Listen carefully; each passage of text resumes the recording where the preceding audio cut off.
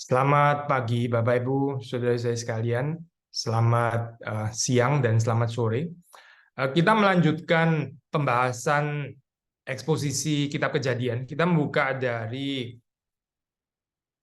Kitab Kejadian pasal ke-41 ya. Kitab Kejadian 41, kita membaca dari ayat pertama. Kita akan membaca sampai dengan ayat ke-36 ya, 36 ayat. Kejadian 41 ayat 1 sampai 36, saya akan baca. LAI memberi judul Mimpi Firaun yang ditafsir oleh Yusuf. Setelah lewat 2 tahun lamanya, bermimpilah Firaun bahwa ia berdiri di tepi sungai Nil. Tampaklah dari sungai Nil itu keluar 7 ekor lembu yang indah bangunnya dan gemuk badannya, lalu memakan rumput yang di tepi sungai itu. Kemudian tampaklah juga 7 ekor lembu yang lain yang keluar dari dalam sungai Nil itu.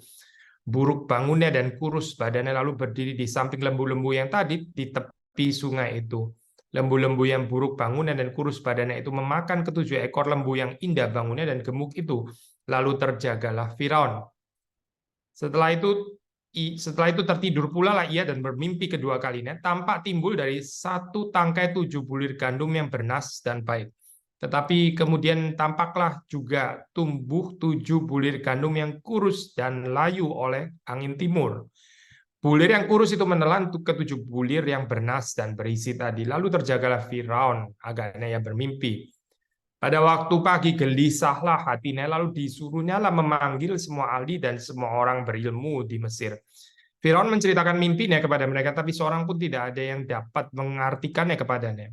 Lalu berkatalah kepala juru minuman kepada Firaun, hari ini aku merasa perlu menyebutkan kesalahanku yang dahulu. Waktu itu tuanku Firaun murka kepada pegawai-pegawainya dan menahan aku dalam rumah pegawai istana, rumah pengawal istana, beserta dengan kepala juru roti. Pada satu malam juga kami bermimpi, aku dan kepala juru roti itu masing-masing mempunyai mimpi dengan artinya sendiri. Bersama-sama dengan kami ada di sana seorang muda Ibrani, hamba kepala pegawai istana, kepala pengawal istana itu. Kami menceritakan mimpi kami kepadanya, lalu diartikannya kepada kami mimpi kami masing-masing. Dan seperti yang diartikannya itu kepada kami, demikianlah pula terjadi. Aku dikembalikan ke dalam pangkatku dan kepala juru roti itu digantung. Kemudian Firaun menyuruh memanggil Yusuf. Segeralah ia dikeluarkan dari tutupan, ia bercukur dan berganti pakaian, lalu pergi menghadap Firaun. Berkatalah Firaun kepada Yusuf, aku telah bermimpi dan seorang pun tidak ada yang dapat mengartikannya. Tetapi telah ku dengar tentang kau, hanya dengan mendengar mimpi saja engkau dapat mengartikannya. Yusuf menyahut Firaun, bukan sekali-kali aku melainkan Allah juga yang akan memberitakan kesejahteraan kepada tuanku Firaun. Lalu berkatalah Firaun kepada Yusuf, dalam mimpiku itu aku berdiri di tepi sungai Nil dan seterusnya. Ini mengulang lagi ya mimpinya. Saya lompat sampai kepada ayat yang ke-21. Lembu-lembu ini masuk ke dalam perutnya, tetapi walaupun telah masuk ke dalam perutnya tidaklah kelihatan sedikit pun tandanya. Bangunnya tetap sama buruknya seperti semula, lalu terjagalah aku. 22. Selanjutnya dalam mimpiku itu kulihat timbul dari satu tangkai 70, ini apa cerita yang berikutnya ya. Lalu 25. 24 ya. Bulir yang kurus itu memakan ke-7 bulir yang baik tadi. Telah kuceritakan hal ini kepada semua ahli, tapi seorang pun tidak ada yang dapat menerangkannya kepadaku. 25. Lalu kata Yusuf kepada Firaun, kedua mimpi tuanku Firaun itu sama. Allah telah memberitahukan kepada tuanku Firaun apa yang tidak dilakukannya. Ke-7 ekor lembu yang baik itu ialah 7 tahun, dan ke-7 bulir gandum yang baik ialah 7 tahun juga. Kedua mimpi itu sama. Ke-7 ekor lembu yang kurus dan buruk yang keluar kemudian, maksudnya 7 tahun. Demikian pula ke-7 bulir gandum yang hampa dan layu oleh angin timur, itu maksudnya akan ada 7 tahun kelaparan. Inilah maksud perkataanku ketika aku berkata kepada tuanku Firaun, Allah telah memperlihatkan kepada tuanku Firaun apa yang tidak dilakukannya. Ketahuilah tuanku, akan datang 7 tahun kelimpahan di seluruh tanah Mesir. Kemudian akan timbul 7 tahun kelaparan, maka akan dilupakan segala kelimpahan itu di tanah Mesir, karena kelaparan itu mengurus keringkan negeri ini. Sesudah itu akan tidak kelihatan lagi bekas, tidak akan kelihatan lagi bekas-bekas kelimpahan di negeri ini, karena kelaparan itu, sebab sangat hebatnya kelaparan itu. Sampai 2 kali mimpi itu diulangi bagi tuanku Firaun, berarti hal itu telah ditetapkan oleh Allah dan Allah akan segera melakukannya. Oleh sebab itu, baiklah tuanku Firaun mencari seorang yang berakal budi dan bijaksana dan mengangkatnya menjadi kuasa atas tanah Mesir. Baiklah juga tuanku Firaun berbuat begini, yakni menempatkan penilik-penilik atas negeri ini, dan dalam ke-7 tahun kelimpahan itu memungut 1/5 dari hasil tanah Mesir. Mereka harus mengumpulkan segala bahan makanan dalam tahun-tahun yang baik yang akan datang ini, dan di bawah kuasa tuanku Firaun menimbun gandum di kota-kota sebagai bahan makanan serta menyimpannya. Demikianlah segala bahan makanan itu menjadi persediaan untuk negeri ini dalam 7 tahun kelaparan yang akan terjadi di tanah Mesir, supaya negeri ini jangan binasa karena kelaparan itu. Demikian pembacaan firman Tuhan. Mari kita masuk dalam doa. Tuhan, kami berdoa supaya Engkau memberkati perenungan pada hari Minggu ini. Tuhan, nolong kami supaya kami bisa mengerti kehendak Tuhan, dan kami sekali lagi boleh disegarkan, iman kami boleh dipertumbuhkan, juga pengharapan dan cinta kasih kami kepada Tuhan. Engkau yang menolong hamba-Mu, menolong setiap kami juga yang mendengarkan, dan semua sound system bisa berjalan dengan baik. Demi Yesus Kristus kami berdoa. Amin. Ya sudah, ini adalah chapter yang makin mendekat ya, dengan kita semakin jelas apa rencana Tuhan sebetulnya terhadap Yusuf, dan bukan hanya bagi Yusuf tapi juga bagi seluruh keturunan Abraham ya di dalam hal ini. Maksudnya keturunan Yakub ya, Israel gitu. Bangsa Israel ya mampir lewat Mesir, dan kita di minggu yang lalu kita sudah membahas ya ini apa ketidakmampuan of the empire ya, kerajaan itu ada keterbatasannya, ada limitasinya ya. Boleh saja punya teknologi, boleh saja punya banyak orang-orang pintar, orang-orang hebat, tapi ada knowledge of different kind ya, seperti kita bahas minggu lalu gitu, yang nggak bisa diartikan oleh siapapun kecuali oleh orang yang kepadanya Allah itu menghendaki untuk menyatakannya, yaitu Yusuf di dalam hal ini ya. Nah, saudara, kita di dalam hari ini penekanannya saya pikir juga masih sama gitu ya, dengan lebih detail gitu. Kali ini sudah masuk kepada wilayahnya Firaun. Kalau kemarin itu kan ya juru minuman, juru roti ya, yang sudah dipenjara jadi somehow outside of the court. Tapi ini sampai masuk kepada the court itself ya, sampai masuk kepada apa ini? Ya, kehidupannya Firaun gitu. Ini ada pergerakan dari Tuhan. Mimpi ini kan bukan sesuatu yang di-initiate ya oleh Firaun, tapi Firaun juga nggak bisa menahan mimpi ini. Brueggemann memberikan satu prinsip yang indah menurut saya. Dia bilang seperti ini, saya raja-raja itu kan biasanya diprotek ya, saya di screen gitu. Di screening ya, dia hanya boleh mendengar yang baik-baik saja ya. Ini ya, apalagi kalau di dalam dunia politik ya, nggak harus cuma raja sih, nggak harus cuma raja, mungkin juga bos di apa itu, di company, kadang-kadang pendeta juga bisa digituin ya kalau kita nggak hati-hati. Di apa ya, diberikan masukan-masukan yang sangat terpilih gitu ya. Yang buruk-buruk itu ya nggak dilaporkan ya, asal Bapak senang, sudah tahu kan ya, asal Bapak senang. So kita hanya memberikan kalimat-kalimat yang enak didengar, yang raja itu senang untuk apa ini mendengarnya ya. Tapi terus kemudian ya pengetahuan itu biasanya ya nggak lengkap saya, atau lebih parah lagi bohong atau dusta sebetulnya gitu. Nah, sudah melihat di dalam bagian ini ya, precisely yang terjadi adalah nggak ada yang bisa membendung di sini ya, nggak ada yang bisa memfilter. Ini waktu mimpi diberikan kepada Firaun ya oleh Tuhan sendiri, nggak ada yang bisa screening di sini ya. Ini adalah tindakan Yahweh, tindakan Tuhan yang nggak bisa dihalang-halangi, nggak bisa gitu. Nggak bisa ada dunia politik yang boleh mengekang itu ya, screening itu nggak ada gitu.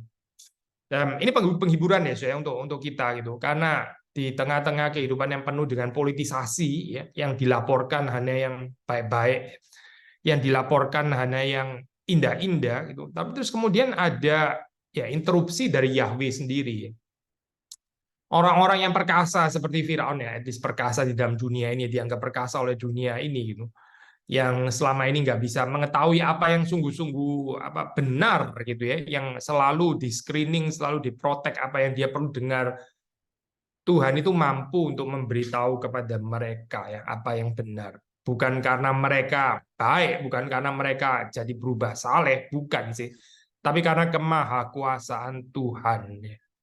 So, kadang-kadang di dalam kehidupan ini kalau kita boleh ini ya mengaplikasikannya, kadang-kadang kita juga bisa kesel, bisa jengkel kalau atasan kita ya itu nggak mengerti duduk perkara seharusnya ya, terus kemudian kita rasa helpless, hopeless, kok begini ya, apa yang masuk ceritanya kok seperti ini, nggak karu-karuan akhirnya ya. Tetapi yang menjadi pengharapan kita yaitu bahwa Tuhan yang Maha Kuasa itu sanggup untuk menyatakan yang benar yang sesungguhnya ya, dan nggak bisa di screen lagi seperti bagian ini nggak bisa di screen ya. Tapi ceritanya tentu saja bukan berhenti di sini ya, saya. Yang mungkin lebih penting di dalam message yang dikatakan di sini yaitu dengan masuknya interupsi mimpi dari Tuhan itu ya, dari Allah sendiri. Ya ternyata Firaun pun juga di situ digambarkan sebagai seorang yang helpless, sebagai seorang yang ya nggak bisa mengontrol ini ya. Dia nggak punya apa ya confidence ya, nggak punya keyakinan diri bahwa mimpi ini saya sudah tahu artinya gitu misalnya ya. Dia nggak tahu saya, dia nggak tahu mimpi ini artinya apa, dia nggak bisa mengontrol juga gitu. Dan dia juga nggak terus lalu ini dengan mimpi seperti ini terus akan bagaimana gitu ya. Dia juga nggak tahu, nggak bisa menjawab juga. So helplessness of the great ruler of the world empire di sini ya, itu very clearly portrait ya, di sini sangat digambarkan dengan jelas gitu ya. Orang besar seperti Firaun pun ada saat di mana dia juga nggak bisa kontrol ya.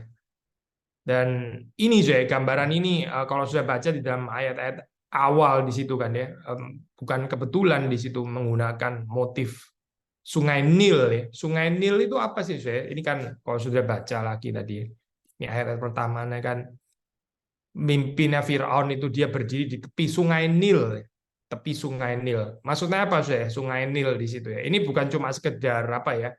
Lokasi geografis. Oh, dia di Sungai Nil ya. Maksudnya bukan di ini ya, bukan di depan supermarket, apa bukan di ini ya, bukan di apalah, bukan di tempat-tempat yang lain. Oh, bukan di ini ya. Bukan di taman ya, tapi di Sungai Nil. Bukan itu saya. Ini bukan gambaran novelik yang untuk menggambarkan suasana. Nil itu ini adalah satu simbol saya. Nil itu untuk Mesir itu penting sekali karena ini merupakan ya simbol daripada kesuburan, kesuksesan, prosperity-nya Mesir. Mesir kalau tanpa Nil ya repot ya, bukan cuma repot ya, nggak ada Mesir kayaknya sih. Mesir itu kan didirikan karena ada Nil di sana gitu. So Nil di sini ini Sungai Nil ya, maksudnya ya. Ini menggambarkan ya bahwa daerah ini dikuasai oleh Firaun ya. Ini adalah sungai yang miliknya Firaun gitu. Firaun memiliki Nil ya, bersama dengan memiliki Nil ya segala apa ini ya kesuburan yang keluar daripada sungai Nil ini juga ya punyanya Firaun. Firaun yang berkuasa atasnya, itu maksudnya saya dengan menggambarkan sungai Nil. Tapi seperti waktu saudara membaca cerita ini ya, apa sih yang dikatakan di situ ya? Prinsip sederhana yaitu kamu jangan pikir ini resources yang ada padamu itu ya, Nil ya yang selalu bisa menghasilkan kesuburan. Itu terus kemudian bisa generate apa ini ya kehidupan dari dirinya sendiri ya, ada kuasa di belakangnya, ada Tuhan yang mengatur. Kalau Tuhan bilang stop ya stop gitu. Seperti sudah membandingkan di dalam cerita Ahab ya, hujan sih seperti kayak peristiwa biasa hujan gitu ya, ini kan alam ya. Terus kita mungkin pikir alam akan menjadi kalau Tuhan bilang stop ya stop, nggak hujan ya. Elia mengatakan kepada Ahab tidak akan ada hujan ya selama beberapa tahun. Ya sudah benar-benar nggak ada hujan. Maksudnya apa saya? Hujan yang sebetulnya merupakan ini ya Pak, gambaran untuk support kehidupan manusia. Itu kalau di stop oleh Tuhan ya stop gitu. Maka jangan sombong ya saya. Jangan sombong dan jangan takabur, jangan self confidence seperti di sini ya. Firaun itu harus mengakui keterbatasannya di situ. Nil yang merupakan kebanggaan yang bisa ditaklukkan oleh ya empire ini Mesir ya. Ya, Nil itu nggak bisa menghasilkan kehidupan dari dirinya sendiri. Itu karena Tuhan yang mengizinkannya seperti itu. Tuhan yang memberikan kepada Mesir berkat melalui Sungai Nil ya. Ada common grace di sini. Jangan lupa akan common grace yang dari Tuhan. Dan itu bukan sesuatu yang otomatis yang pasti akan begitu terus. Kalau Tuhan stop, ya itu Tuhan stop. Maka di sini ya, saya di dalam gambaran yang sama kita bisa melihat perspektif kelaparan ini juga berbeda di situ ya. Kelaparan, kalau saudara melihat di dalam perspektif entitlement, ya sering sekali membahas bagian ini ya, saya. Ya saudara akan merasa mana sih kok bisa nggak ada? Bukannya biasanya ada ya. Kita seringkali dalam kehidupan ini ya taken for granted ya, saya, dengan apa yang diberikan Tuhan dalam kehidupan kita. Lalu kemudian kita jadi feeling entitled gitu. Famine ya, ada kekurangan. Kita jadi nggak puas, kita jadi protes, kita jadi menggerutu, kita jadi grumbling ya, kita jadi apa ini ya, menggerutu. Kita jadi marah gitu ya, karena kita merasa berhak untuk mendapatkan ya keadaan yang bukan kelaparan itu ya. Kita lupa bahwa nggak kelaparan itu nggak otomatis. Nggak kelaparan itu ada karena Tuhan yang support, Tuhan yang mengizinkan Sungai Nil itu memberikan buahnya ya, yang kemudian bisa dinikmati, itu memberikan airnya.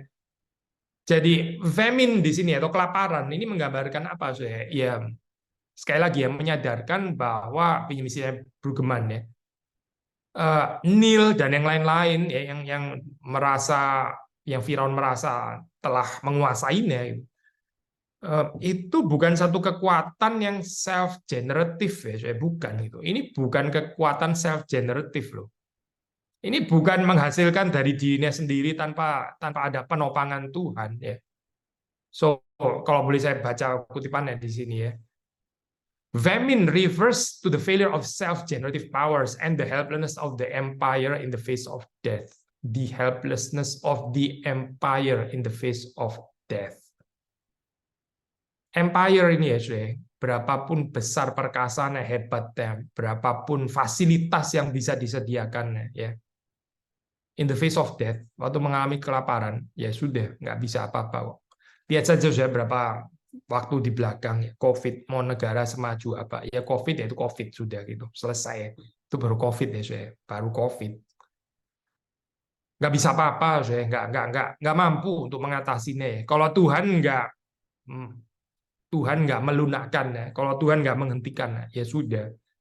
Manusia secanggih apapun, ini sudah tahun berapa ya, saya sudah tahun 2000 ke atas kan, tetap manusia nggak bisa mengontrol kan, tetap gitu. Tetap mempersulit kehidupan. Banyak orang bangkrut ya. Banyak orang susah kerja ya. Bahkan kehidupan keluarga ya banyak yang berantakan juga karena ini. Benar-benar sangat merusak kan, Saudara. Helplessness of the empire ya. Helplessness of the world. Menyatakan apa, Saudara? Ya mengontrol kehidupan kita, yang mengontrol kehidupan saudara dan saya. Itu bukan fasilitas dunia ini, Saudara, bukan. Tapi Tuhan. It might sound very cliche ya, saya, tapi kita perlu belajar ya kebenaran sederhana ini. Yang mengontrol kehidupan saudara dan saya itu Tuhan, bukan fasilitas Sungai Nil, ya, bukan fasilitas tunjangan ini dan tunjangan itu dan sebagainya. Kita bukan menghina itu juga berkat Tuhan, ya. Tapi itu bisa memberkati kita, itu karena seizin Tuhan, karena pengaturan Tuhan saja. Kalau Tuhan bilang stop, ya stop. Menyatakan bahwa apa saya, ya Sungai Nil itu nggak ada dewannya, gitu. Nggak ada dewa Sungai Nil, itu nggak ada. Dewa air lah, dewa kesuburan. Itu omong kosong semua. Yang ada itu cuma satu, yaitu Tuhan yang sejati. Yang saudara dan saya percaya kepadanya. So, waktu saudara melihat di sini ya, satu sisi Nil gitu ya, Sungai Nil yang hebat, yang perkasa itu ya. Di sisi yang lain kelaparan ya. Jadi kan kayak nggak nyambung ya, saya. Nil itu kesuburan harusnya itu. Nil itu harusnya kekayaan. Ya nggak seperti negara-negara lain yang nggak punya Nil seperti Mesir. Makanya Mesir flourish. Nil itu harusnya selalu disejajarkan dengan kesuksesan, kebesaran, kejayaan, ya, kekayaan. Tapi ini Nil lalu kemudian kelaparan gitu. Loh, ini bagaimana ini kok bisa Nil? Nil kok jadi bisa digandengkan dengan kelaparan? Ini bagaimana ini ketemunya gitu. So Brueggemann mengatakan sekali lagi, ya inilah saya, ini adalah satu expose, ini adalah satu expose dari apa saya? Dari futility of Egyptian ways of existence. The futility of Egyptian ways of existence. Saudara, kalau kita nggak berhati-hati ya, kita yang mencoba untuk hidup berdasarkan cara dunia ini, cara Egypt, cara Mesir, cara the worldly empire ya. Ya tunggu saja, sebentar saja. Nanti akan datang kelaparan, terus kemudian kita nggak bisa apa-apa. Hidup itu bukan itu, bukan itu. Hidup itu bukan bagaimana kita mendapatkan ini ya, Pak, fasilitas yang sebaik-baiknya, ya, setenang-tenangnya, sesubur-suburnya, semendukung-mendukungnya dan sebagainya. Hidup itu pengharapannya bukan di sana, bukan. Itu futilitas sebetulnya itu. The futility of Egyptian ways of existence. Mereka rasa bangga, mereka rasa kuat, mereka rasa powerful, ya, sangat confidence dengan Sungai Nilnya dan segala yang kekayaan yang dihasilkan daripadanya. Tapi kalau Tuhan bilang stop, kelaparan 7 tahun, ya sudah. Yuk mau apa gitu dengan Nil? Silakan saja terus berbangga dengan Sungai Nilmu. Tapi terus apa? Ya sudah, kelaparan ya kelaparan, kering ya itu kering. Selesai kan? Hati-hati ya saya, dan meletakkan kepercayaan kehidupan kita kepada fasilitas-fasilitas yang ada di dalam dunia ini. So, jadi cerita ini menggambarkan apa saya? Ini ya sekali lagi ya, secara singkat, secara sederhana. Sebetulnya bukan poin yang baru, tapi lebih diperdalam dan dipertajam dari ini ya, yang minggu lalu, yaitu ini loh saya, apa hikmat, bijaksana, teknik, skill, talent semua lah ya, fasilitas yang ada di Mesir ini ya, yang ada di dalam kerajaan dunia ini ya, itu di-denied gitu. Bukan itu. Bukan kereta kudanya Mesir, bukan tentara-tentaranya Firaun, bukan ya. Ini kan sebetulnya mendahului cerita Exodus kan, cerita Exodus. Ya, lagi-lagi ada motif air di situ ya. Motif air ya. Tuhan yang rebuke the water, orang Israel bisa menyeberang Laut Merah itu. Bukan Sungai Nil sih memang ya, tapi tetap water kan ya. Tapi terus kemudian tentara-tentara Firaun yang justru ditenggelamkan. Tentara-tentara Firaun itu hebat, mereka punya kereta kuda. Orang Israel punya apa? Tapi mereka nggak bisa membendung kuasa air, nggak bisa. Air kalau tenang, yaitu karena Tuhan yang menenangkan, bukan karena air itu bisa ditenangkan oleh manusia, bukan karena Tuhan yang memberi ketenangan. Kehidupan saudara dan saya kalau ya, let's say pas lagi nggak ada chaos, ya, pas lagi nggak ada kekacauan, itu bukan karena saudara bisa mengatur, bukan, tapi karena Tuhan yang menenangkan, bukan saudara dan saya, bukan. Jangan GR, jangan saudara pikir saudara yang bisa mengontrol seperti Firaun bisa mengontrol Sungai Nil. Berikanlah kepadaku ini ya bulir-bulir gandum, hai Sungai Nil, terus kemudian Sungai Nil taat gitu kepada Firaun yang sudah mirip dewa gitu. Bukan Firaun, tetapi Tuhan sendiri. Sederhana ya. Ini poin ini sebetulnya sederhana. Tapi berapa sederhananya pun juga berapa kali kita gagal di dalam ini apa menghayati bagian ini gitu. So, sudah melihat di sini ya di dalam cerita ini keterbatasan, hikmat, bijaksana, skill, teknik, ya, kemajuan, kecakapan dari the worldly empire yang harus mengakui ketidakberdayaannya.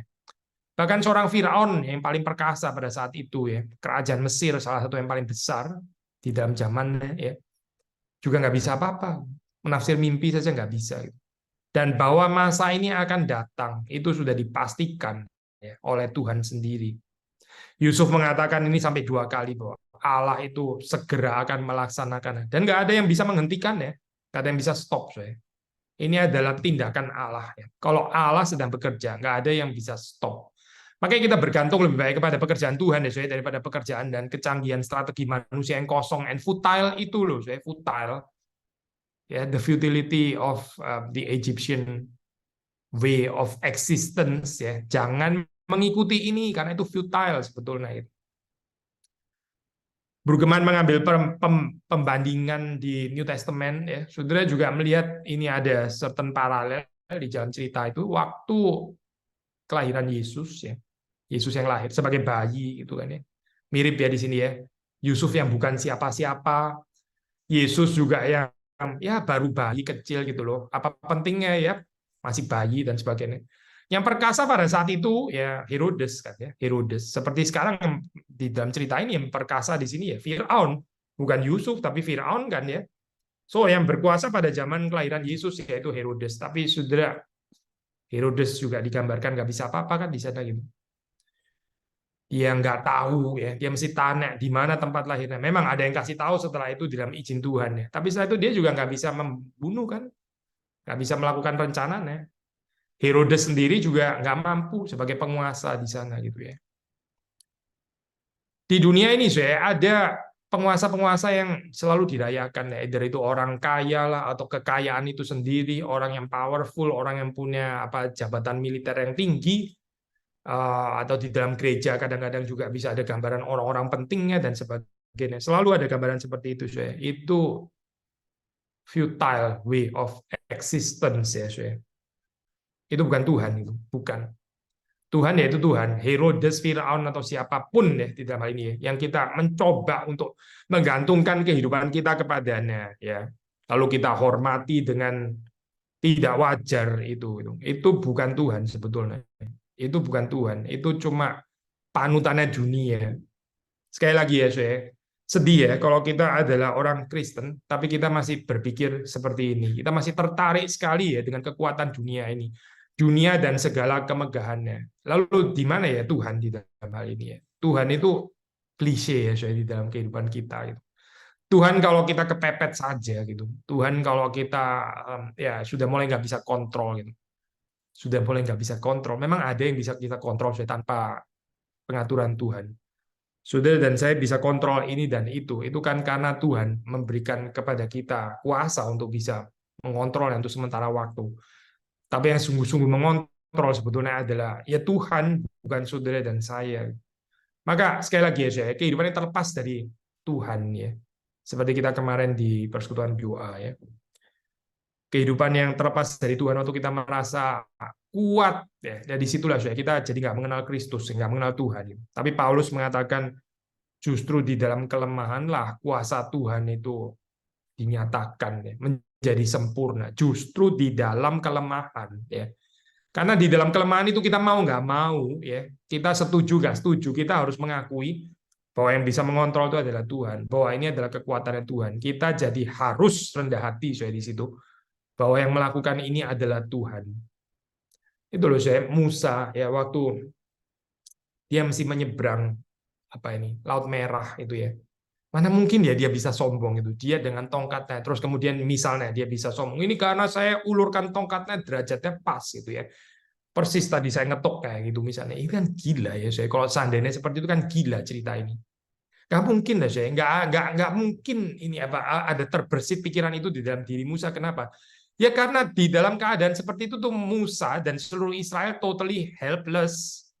Mereka itu weak ya sehingga waktu Tuhan menolong ya kita akan mengakui segala pertolongan itu datang dari Tuhan. Tapi coba saudara perhatikan ya. Waktu kita kuat ini ya, waktu kita kuat, sehat, kaya, berhasil, lancar dan sebagainya, pinter dan seterusnya. Lalu terus kemudian kita bisa mengontrol things ya. Lalu kita diminta untuk mengakui kebesaran Tuhan. Ya mungkin bisa sih, tapi mungkin agak basa-basi gitu loh. Mungkin bisa. Oh ya, ini keluarga saya seperti ini. Ya, karena berkat Tuhan. Dalam kurung, iya sih. Tapi juga karena bijaksana saya juga sebetulnya. Gitu kan, saya yang pintar mengaturnya. Gitu.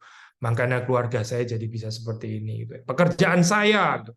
Oh ya, ini adalah berkat Tuhan. Tapi dalam kurung, ya karena tapi saya juga smart sih menghadapi situasi dan sebagainya. Saya kan orangnya pinter di dalam kerjaan, makanya saya bisa maju terus ini. Berkat Tuhan ya berkat Tuhan, tapi saya juga sebetulnya itu. Selalu ada campuran-campuran seperti itu loh saya. Ada campuran-campuran di dalam kehidupannya. Tapi kalau sudah mengingat sekali lagi, Musa menyeberangkan orang umat Israel, ya dia nggak mungkin saya mengatakan itu. Oh ini Tuhan, saya memang Tuhan yang membelah ini Laut Merah gitu. Tapi tongkat saya juga dan uluran tangan saya yang keren itu tadi gitu ya. Ada pakai apa sulapan kata magika itu juga peran saya itu juga jangan di underestimate. Nggak ada saya cerita itu nggak mungkin ada. Kenapa? Ya precisely karena pada saat itu tuh Musa betul-betul lemah. Musa dan seluruh Israel itu helpless and weak. Maka di situ ya sekali lagi kita mengingat perkataannya Paulus, justru di dalam kelemahanlah kuasa Tuhan itu menjadi nyata. Kita sih berharap ya kuasa Tuhan dinyatakan juga waktu saya kuat ya lu ngarep gitu, lu dan gua ngarep. Kenyataannya kita nggak mampu kok saya. Paulus saja nggak mampu.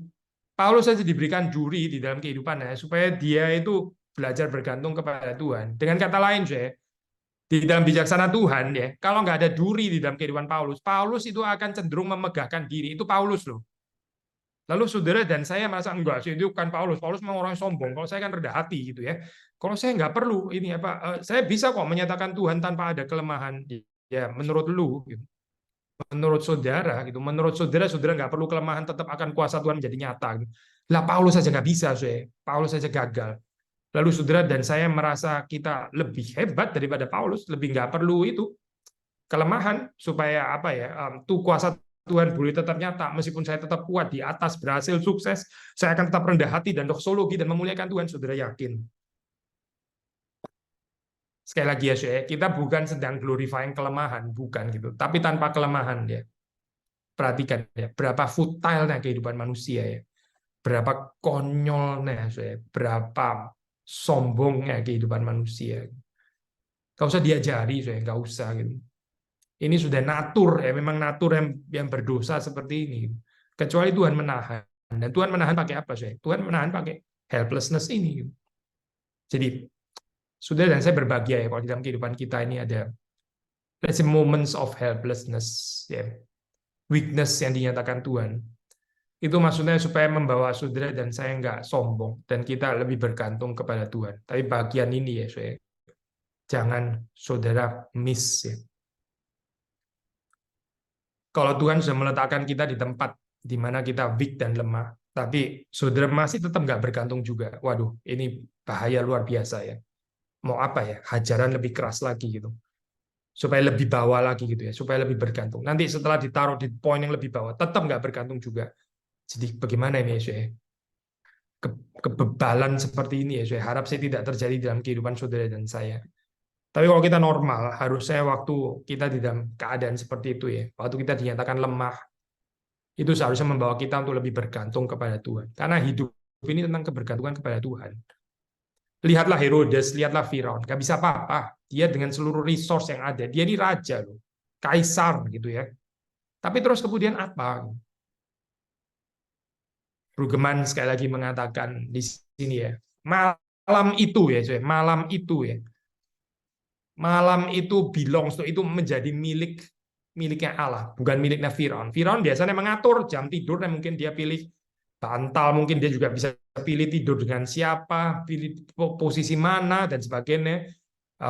Tapi malam itu ya, malam itu yang Firaun seringkali berpikir ini belongs to me, saya yang mengatur. Ya. Oh bukan sih, bukan Firaun yang mengatur. Ini adalah malam di mana Tuhan penetrate ya kehidupan Firaun gitu. Dan Firaun nggak bisa apa-apa. Ini istana loh, saya dijaga ketat ya dengan segala security-nya. Seperti dalam kehidupan kita ya. Oh, kita bisa ada banyak security, security ini, security itu. Sama mirip seperti kayak istananya Firaun. Tapi kalau Tuhan masuk ya, tanda kutip mengacaukan, ya sudah, saya nggak ada yang bisa melawan. Kalau Tuhan mendatangkan, mengizinkan sakit penyakit saja, ya sudah. Terus mau apa gitu? Saudara dengan seluruh sekuritas saudara, saudara mau apa gitu? Ada orang meninggal tiba-tiba mendadak. Terus kalau kematian sudah mengunjungi, terus saudara mau apa gitu? Mau ada pakai obat apa? Mau pakai security apa? Mau satpam yang mana? Jenderal yang mana yang mau dipanggil gitu?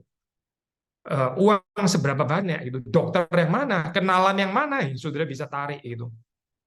Sekali lagi ya, saya, kalau Tuhan sudah masuk di dalam kehidupan seseorang ya, semua sistem security yang dibangun itu apa sih, saya? Itu tirai yang sangat tipis yang cuma gampang dibuka begini saja. Itu seperti unlock door, seperti kelihatan wah pintunya dari baja tinggi sekali, itu nggak bisa dikunci ya. Dikunci tinggal buka doang. Saya dulu pernah ini, saya waktu masih kuliah di Heidelberg ada pengalaman pintu ketutup lagi pakai ini apa, pakai sepatu gitu ya. Waduh, nggak bisa buka. Terus kita panggil orang ya. Panggil orang, waktu itu bayar berapa ya? 80 euro kalau nggak salah, 70-80 euro cuma itu. Dan dia datang, saya cuma bawa kartu saja ya, gampang bukannya. Klik gitu. Nggak sampai 2 detik saya. 1 detik juga nggak sampai kali. Gampang sekali ya, saya gampang sekali buka itu gitu. Ya ada ini saya apa, jemaat yang ini ya, apa itu, rumahnya ada burglary, terus kemudian polisi datang ya waktu dia ya, oh ya ini mungkin karena nggak tur apa ini apa itu ya lusinya nggak diturunin gitu ya. Polisinya bilang, lu mau turun ini ya lusi lah, mau apa itu cuma beda 2 menit, cuma beda 2 menit, so ya 2 menit itu 2 menit lebih lama untuk ini ya. Ini bukan mengajari saudara ngerampok rumah ya, bukan gitu.